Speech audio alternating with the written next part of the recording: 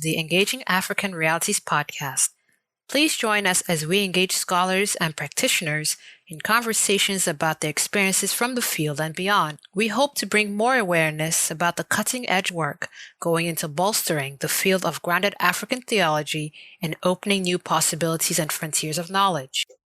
I'd like to start by welcoming you, Professor Tsenolo, to our podcast, and just thank you for making time out of your busy schedule to talk to me and to share a little bit more about not just your own professional background and interest, but also more specifically your involvement with the Nagel Institute projects. So to start with, I'd like to just learn a little bit more about you. Could you tell us more about yourself and what you're currently working on? And yeah. Thank you so much, Nnebundo, and thank you so much for having me today. My name is Tsenolo Madigele. I'm an ordained minister of the Lutheran Church, Evangelical Lutheran Church in Botswana. I'm also a lecturer of theology at the University of Botswana. My field of specialty is pastoral care and counseling. And here at the University of Botswana, the fields that I'm more on practical theology field. That is the field that I really like most because it connects me with the society and it connects me with the people in our community here in Botswana. I've been working on several projects that really has to do with humanity and their challenges. For my master's, I was dealing with issues of human sexuality, especially exploring challenges of lesbians, gays in Botswana. For my PhD, I was working more on the elderly in Botswana. Okay. So thank you very much for introducing yourself. There's something that you mentioned just now in your response that I would like to hear a little bit more about. Could you tell us more about how you came to combine your interest in pastoral care with theology? How I came to combine my interest of pastoral care and theology, as a pastor, because I'm also a practicing pastor. As a practicing pastor, I deal with people. Yes. My duty is to extend my caring services with the people that I serve in my community. Even though research-wise, I've come to serve the whole community of Botswana, not just my church community. So just being with the people, serving the people, tending to their different challenges is what's really what really made me to have more interest in pastoral care and counseling. Really, I have to know how to help, just like, the shepherd, Yes. supposed to take care of the flock that is in distress. I felt that really I have to know how to help my people out in the community. Yes, I mean, I definitely, that now that you've expanded on that makes a lot more sense, that it's important to not just have a passion for what one is doing, but it's also essential to have the appropriate skill sets and knowledge to be able to expand on what one is already doing, and so that one does so that you do what you're doing to the best of your ability with the right type of tools. Yes.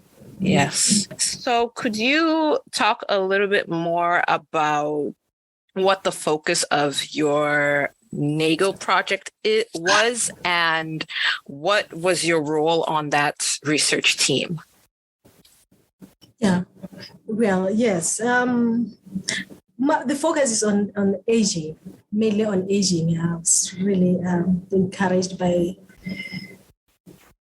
how do I put it? I've been doing a lot of research on the elderly, especially in Botswana, and there are a lot of concerns around the elderly in the country. Since the late 80s, elderly people, there's been an increase of a number of elderly people in Botswana as well as sub-Saharan country, sub-Saharan continent. The continent has been losing, they lost a lot of young reproductive adults because of HIV and AIDS. Yes. That is the background there. So I felt that I have to provide that little background. Because of HIV and AIDS, many young and reproductive adults left us with the country with a lot of orphans.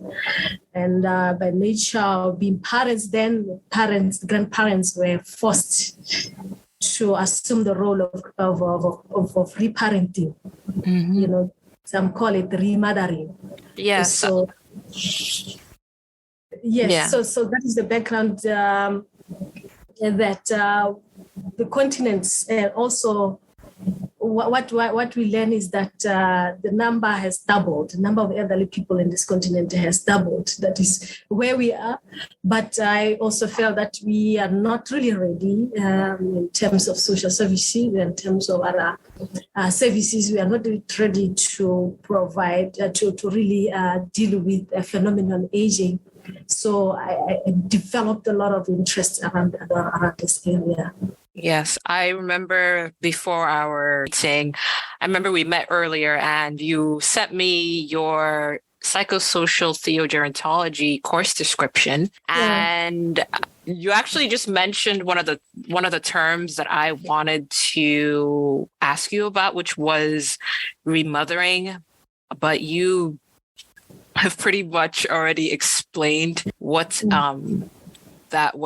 it means and what that concept means in context that you are talking about. So yeah. I was, this is going to be a multi-layered question, but I was wondering if you could talk a little bit more about what psychosocial Theo-Gerontology is, because this is the first time I have come across that term, and it's very nuanced, and I'm actually really interested because I see here that it draws from the different fields of psychology, sociology, theology, pastoral care, and counseling, which you've mentioned multiple times. So I was wondering if you could talk a little bit more about how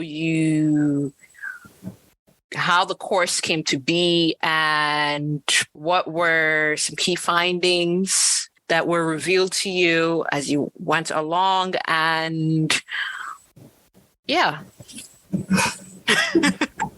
Long-winded question. Okay, yes. The field is called psychosocial-theological gerontology. Well, it's a relatively new kind of field of study. Of course, it is. I don't know how to put it, but when I'm doing a lot of studies on this, I realized that issues of aging are multidimensional, and hence the need of addressing it using an interdisciplinary approach. Yes.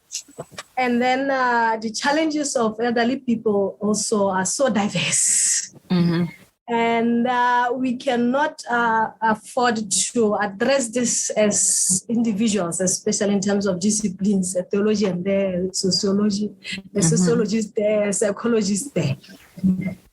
And then the other thing is that when dealing with these issues, even as a pastoral theologian, you cannot help but are forced to explore all these fields because you want to really understand the complexity of the challenges of the people that you are dealing with.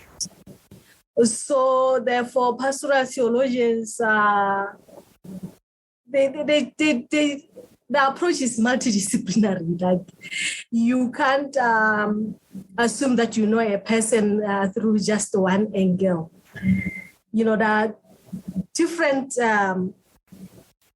challenges of the elderly, and they're so diverse. We really have to use all the tools that we have so that we understand.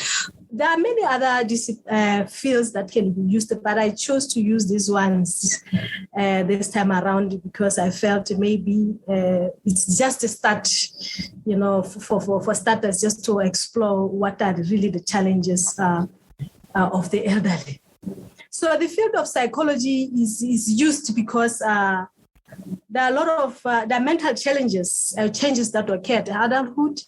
A lot of changes in terms of perception of life, in terms of intelligence, in terms of personality, personal functionings. There are a lot of changes, Yes. So during the aging, the aging process also entails challenges such as worry, losing of memories, hopelessness. Those are the things that really need psychological insight and field to come and help, because they really there are a lot of challenges, even resilience, for them to be able to accept themselves.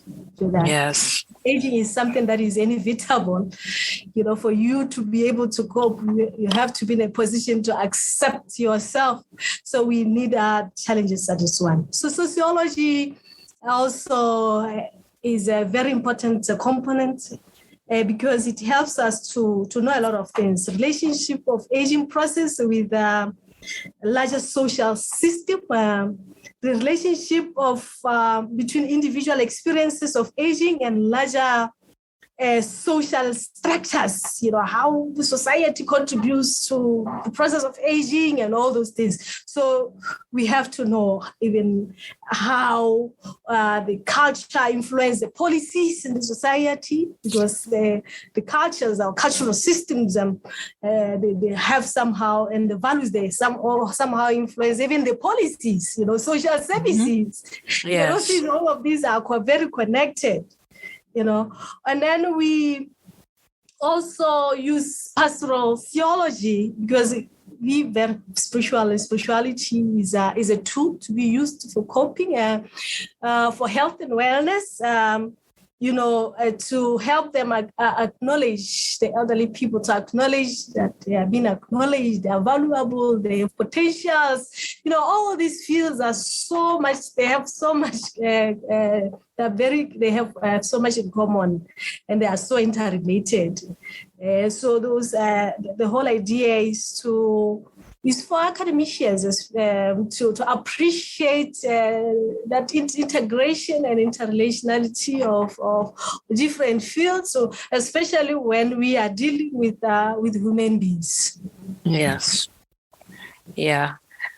Something that you just touched upon really just made me remember one of my introduction to sociology courses that I took in college, where our professor was talking about, I think it was the class was youth and delinquency, but there was a section of the course where we talked about the young and the elderly, and how, to a certain extent, generally speaking, that society discriminates against those two groups, even though they look like they are just opposites, actually have a lot more in common. And he said that youths are treated like social dynamite, and the elderly are generally treated like they're junk and to be discarded and forgotten. And then the youth are treated like they have to be contained and controlled. And so when you were the last part where you talked about how a very key element to interacting with the aging population is to let them know that they are important, that they are being listened to, and that they still have value, value beyond being able to I guess, function the way they would have as younger people, and that their value lies beyond what they can do in terms of physical labor and other kinds of labor as well. So that's just what came to mind when you talked about that. Yeah.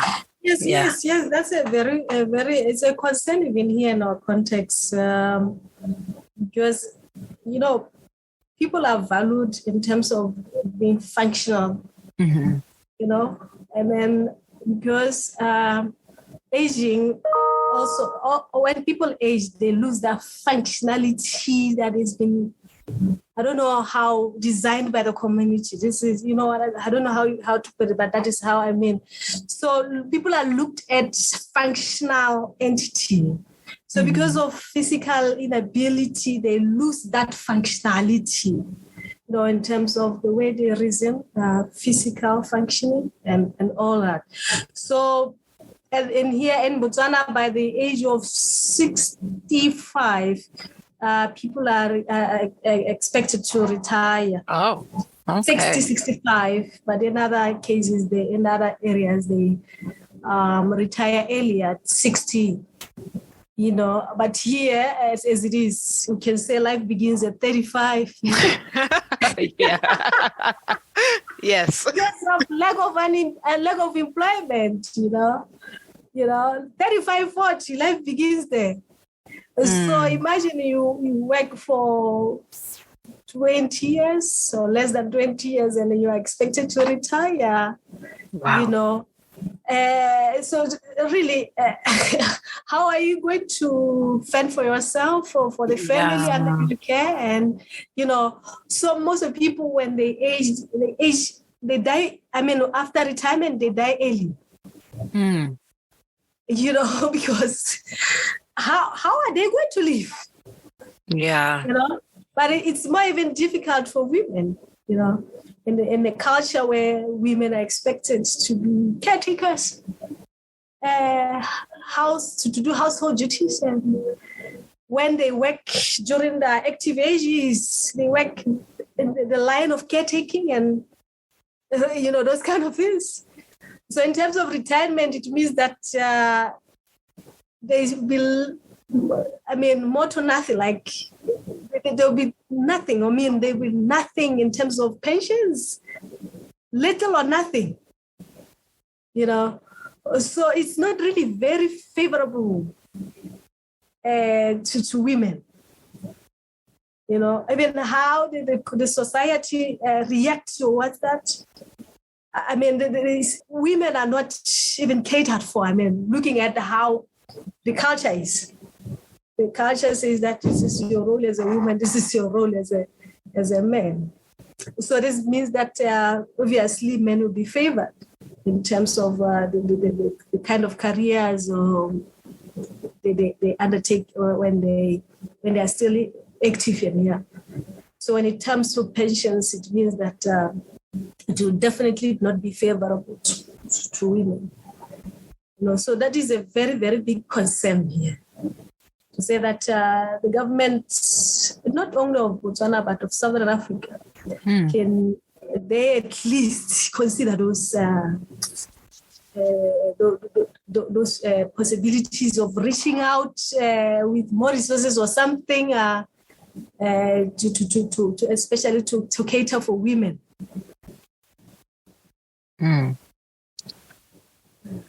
Wow. So I'm just asking this question just for more context. Just generally speaking, in the Botswanan context, what is the, I guess, traditional approach to caring for the elderly? Is it something that the family is supposed to be responsible for, or is it more of a community thing where people pitch in to help out? So I'm just asking for more context. Yeah.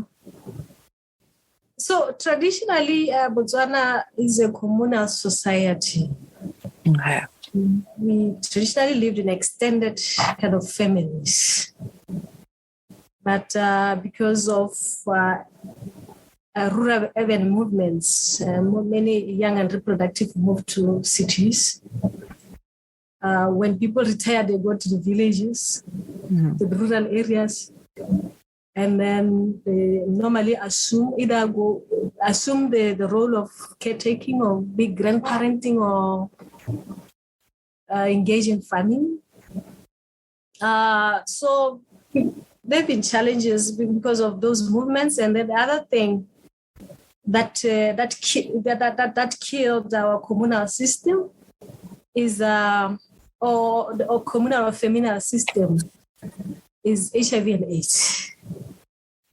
So this side of the continent has been really crippled hard by HIV and AIDS. As I said, we have a lot of elderly people, like in sub-Saharan Africa, than kids aged 5 to 12. So that is how we are at the moment. The family has been affected by what you call civilization. There is also HIV and AIDS. And my problem, what I always ask is, who cares for the elderly? Now, because of these challenges, we have lost a lot of youths. The families have been challenged by new system of individualism. Nuclear system is very common now. Yes.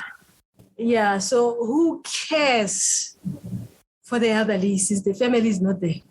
Because you cannot continue to always advocate for families to take care of each other if families are not there. So from a pastoral care perspective, I always say that church has to come in and provide those care services to elderly people. But also asking the government to do something because there is a crisis here. The family system it has been challenged. The grandparents are reparenting a different generation altogether.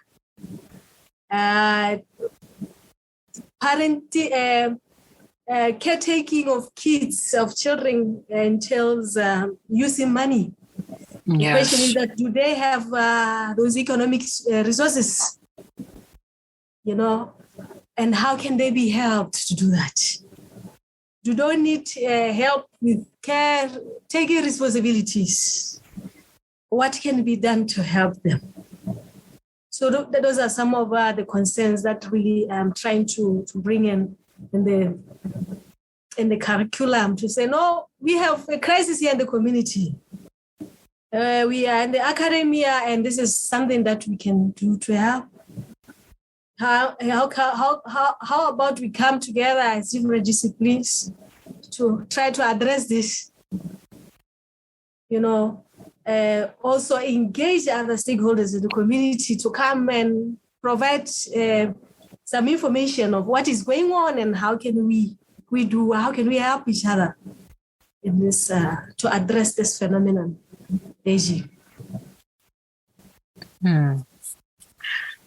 So generally, I just wanted to follow up on the last bit that you said about the importance of stakeholders and government to be involved and be responsive to addressing this issue. I just wanted to ask you what your experience has been talking to government officials about the issue of providing resources, material resources, and other types of support for aging communities. What has been their response to that? Mm-hmm. Well, I think the government of Botswana is not necessarily doing nothing. There are a lot of discussions around this topic, and the different ministry of local government and Ministry of Health, they've been trying to put together the resources and see how they can help the situation. But my internet connection is unstable. Are you able to hear me? Yes, I can hear you clearly. It's okay. It's all right. Yes. But a lot needs to be done. A lot needs to be done, as I've already indicated.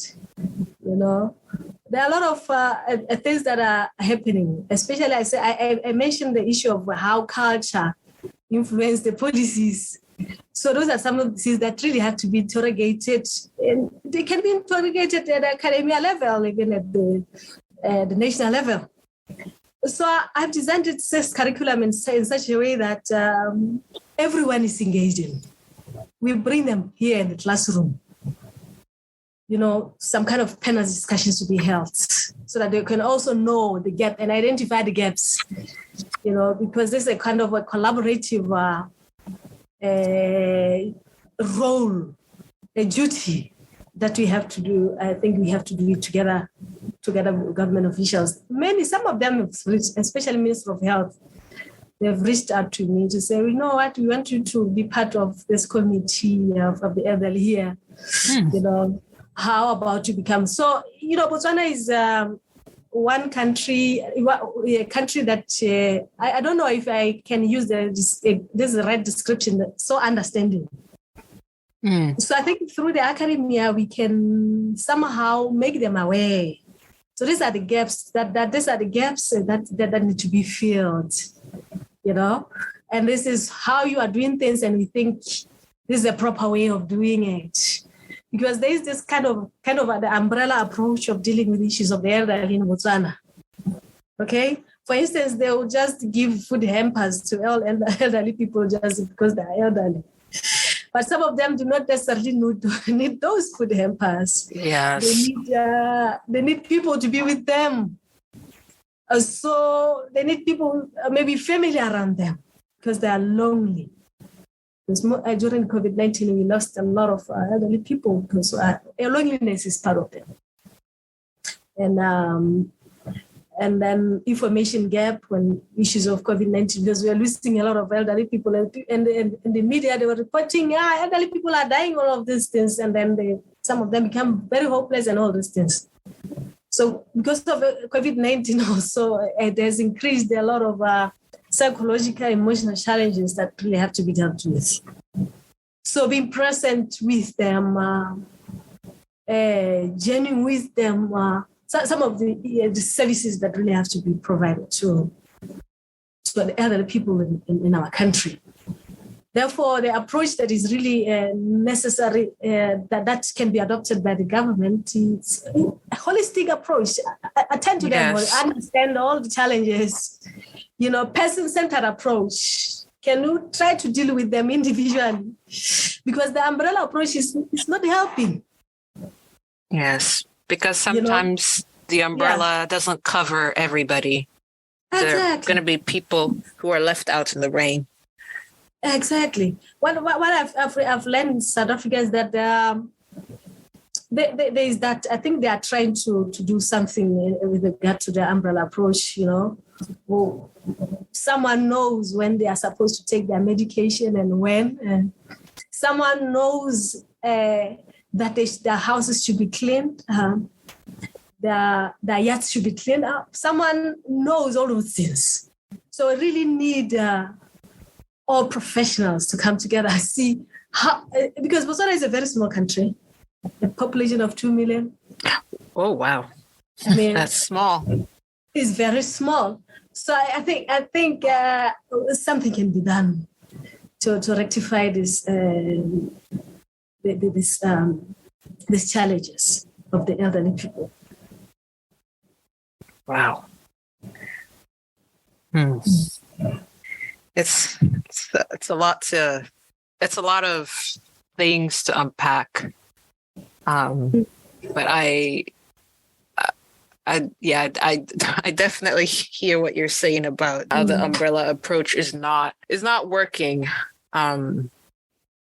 especially because I don't know if this is the case in this context, but I from what I've seen generally is that when sometimes policies are made, the people who are actually on the ground, either doing the work of resolving the issues, or the people themselves who need the assistance, need the intervention, sometimes they're not even included in the conversation. And so by the time the policy is made with, and they put a ribbon on it, it's not as functional as they thought that it would be.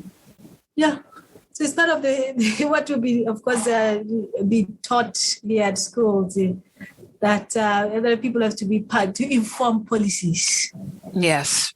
Policies should not be made for them, but they should inform them to part and parcel of all those discussions that lead to policy making. Yeah.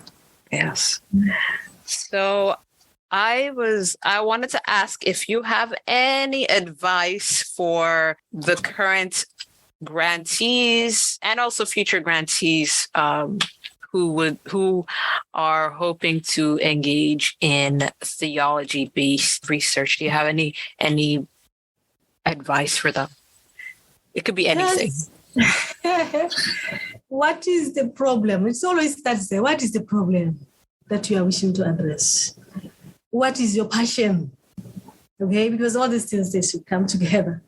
It's not only a matter of being in academia, writing books, putting them on shelves, gathering dust. Academia has to make impact in the community that you are living in. Take advantage of the privileges that are put before you. Take advantages of the of Nagel, because it can help, you to make some change in the community that you are in. And is there a current project that you're working on that you'd like to tell us about briefly? Well, I'm also very interested on health and spirituality project here in Botswana. Our curriculum has been very Eurocentric for a very long time, not speaking to the context of our country. Like, for instance, not taking, not recognizing spirituality. For instance, the health curriculum from health departments, and it has to take, it has to appreciate the fact that we are Botswana. We have our own religious belief system. Yes. That has an impact on our health and well-being. And that is what the curriculum has to do now. Botswana, trained in Botswana for Botswana. The context should speak to the context of Botswana. Because for a very long time, an issue of Botswana spirituality has been neglected. But spirituality can either be a deterrent to health and well-being. It can also help them cope, help the patients to cope, or promote health and well-being. So that is where I am now. Wow. Thank you very much for sharing your experience and your knowledge. I remember before I scheduled this interview with you, I was really excited because Nelly told me that a lot of the work that you do, you end up using it in real life. So you apply it beyond research. And I was really excited to hear that because I do know that whatever I end up doing, I want to be able to use what I learn to have an impact in the real world and to just make change, even if it's very small. Yes. But I think it is crucial, at least in this day and age, with all the social issues and challenges that we're facing. I really do think that it is important for universities and and even communities as well to equip their people with the tools to take what they learn and apply it. Exactly. That is how it is supposed to be. Yes, not on a bookshelf gathering dust. No. Yeah. So, but thank you very much. So thank you so much. We really do appreciate you taking the time to talk about your experience with Nagel, and also to talk about what you're passionate about. And so thank you very much. Thank you so much, Nnebundo.